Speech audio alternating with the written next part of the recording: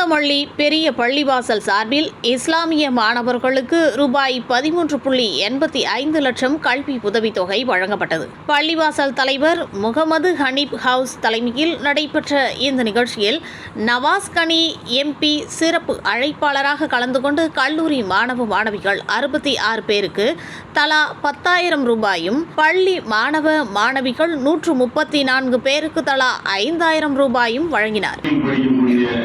மாணவ மாணவிகளுக்கு பொருளாதாரத்திலே பின்தங்கி அந்த கல்வியை தொடர முடியாத நிலையிலே இருக்கக்கூடிய மாணவ மாணவிகளை கண்டறிந்து இந்த ஆண்டு இப்படி ஒரு கல்வி உதவியை வழங்கக்கூடிய நிகழ்வுக்கு நீங்கள் கலந்து கொள்ள வேண்டும் என்று எங்களுடைய ஜெனரல் மேடம் பீஸ் அவர்கள் இடத்திலே கேட்டார்கள்.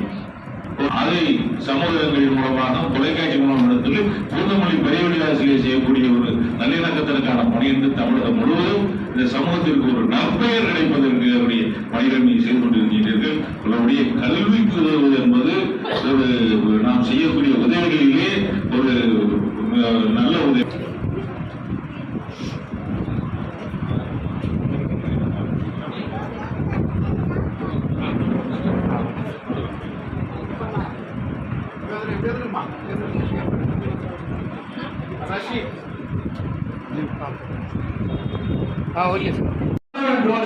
अस्सलाम वालेकुम व रहमतुल्लाहि व बरकातुहू।